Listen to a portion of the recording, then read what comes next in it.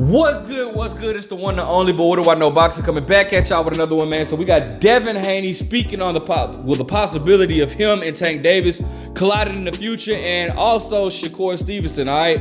So as we all know, Devin Haney is fighting Regis Prograis, which is a very tough fight, and I salute Devin Haney for taking that fight. That's definitely not a gimme fight at all, and you gotta just take your hat off to Devin Haney for wanting to fight guys that really seems like nobody else really wants to fight, or guys that are just he's concerned with his legacy, and that's what I love about Devin Haney. You know what I'm saying? So of course, man, he spoke on the situation with him and Shakur, and then what possibilities there are for him to possibly get a fight with Tank Davis in the future, right? He does have his stipulations.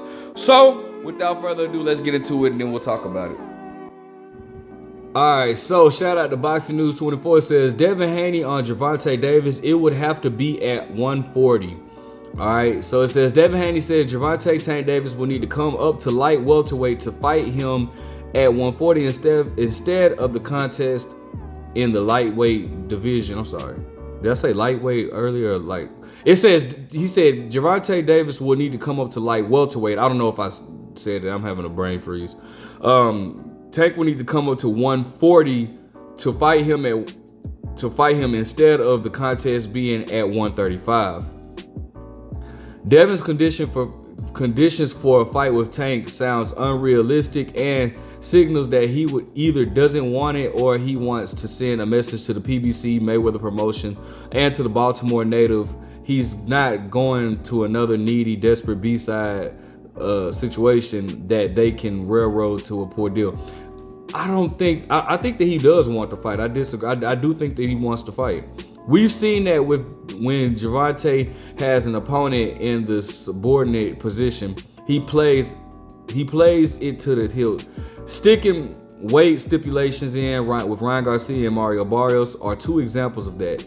It shouldn't matter what weight the Tank versus Haney fight takes place at, be it at 140 or 135. The 28-year-old Gervonta Davis, who has the record of 29-0 with 27 knockouts, is running out of options for money-making fights at lightweight.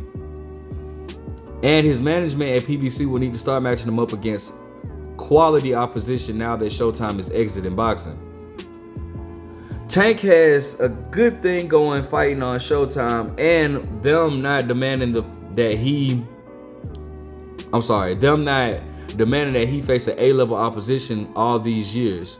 They should have put Tank and Mayweather Promotions' feet to the fire a long time ago to insist that he would face fighters that could potentially beat him. It would have to happen at 140 pounds. He's fought at 140 before. He beat Mario Barrios at 140. It would make the most sense for it to be at 140, said Devin Haney to Ariel, I don't know this channel, about a fight between him and Gervonta Davis. The former 3-division world champion, and even that I don't even really consider Tank. I don't know if I would consider Tank a 3-division world champion because he's had the WBA regular at 140 and 135. I think he had the IBF belt at 130, but I don't know if I would call him a 3-division, but whatever, teaches on.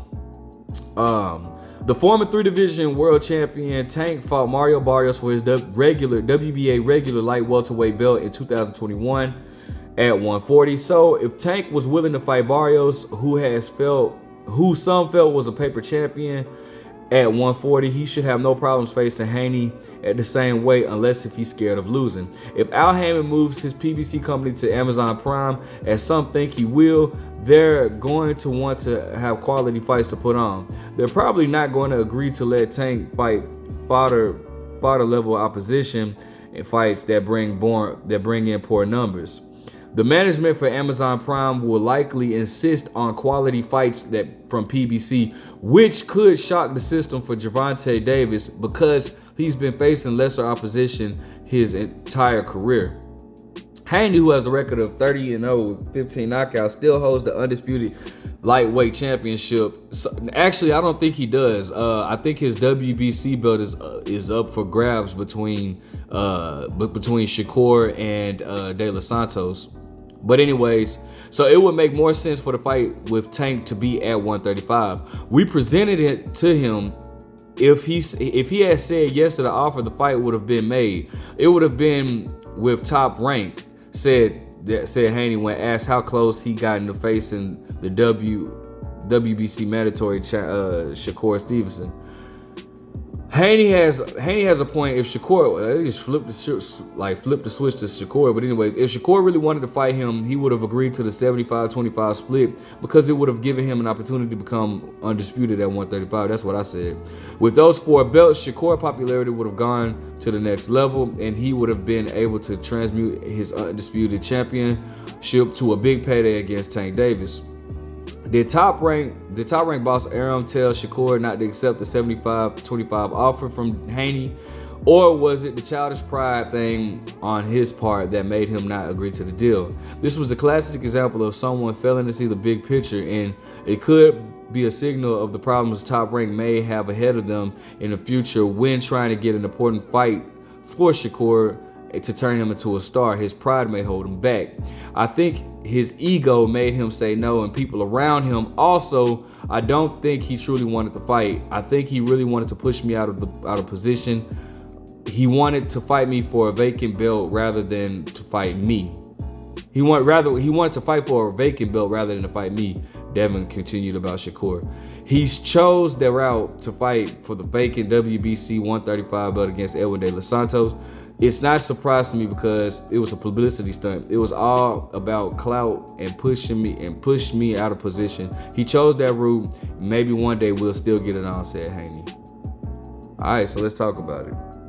All right, so listen, man. First and foremost, man, I can't blame Devin Haney. I don't think that he should be fighting anybody at 135. But I don't know. I'm kind of sad in a way because it's like, damn, I guess there goes my dreams for, Devin Haney versus Tank Davis, because I don't see Tank Davis moving up to 140 anytime soon. And definitely, with the type of egos that Tank Davis and the PBC, or not PBC, but TMT has, they're not gonna abide to any rules that Devin Haney's gonna give them because they feel like they're the biggest star, which they are. Tank Davis is a bigger star than Devin Haney, but that's what always makes for a hard fight when you have legacy versus business. That it always makes hard for negotiations. Why do you think it took so long for us to get Terrence Crawford versus Errol Spence?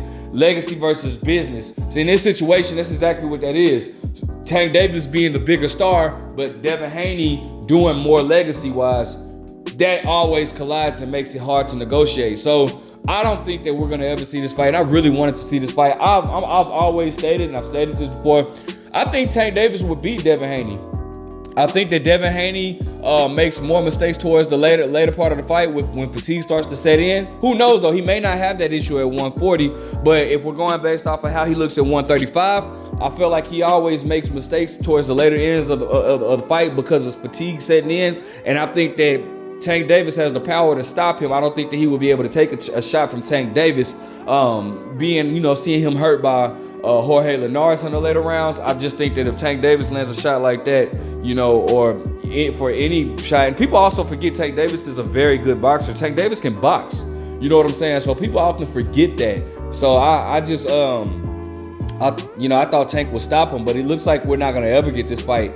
Because I don't see Tank or TMT, I don't see them allowing Devin Haney to dictate any terms as far as negotiations concerned. Now, as far as Shakur Stevenson, I don't think that we're going to see that fight for a long time. It's possible. I think that fight will happen, but I don't think it's going to happen anytime soon. As Shakur is making his mark at 135, I don't see the need for Devin Haney to come back to 135. I just don't. It's no point. You already hurt. You're already killing yourself to make 135 before. I just don't see Devin Haney. I don't see it being a reason for him to even wanting to make 135. So it seems like those guys are always a weight class away from each other. So I don't see that fight happening anytime soon. But when it does happen, it'll be huge for the sport. But regardless, man, listen. Shakur's, making his way to be. I don't think Shakur was ducking I do feel like Shakur wants to fight, but I think that, like they said, Shakur's pride got in the way, and I feel like Shakur should have taken that 25 split because, bro, it was for all the belts. You know what I'm saying? So I mean, I personally, I put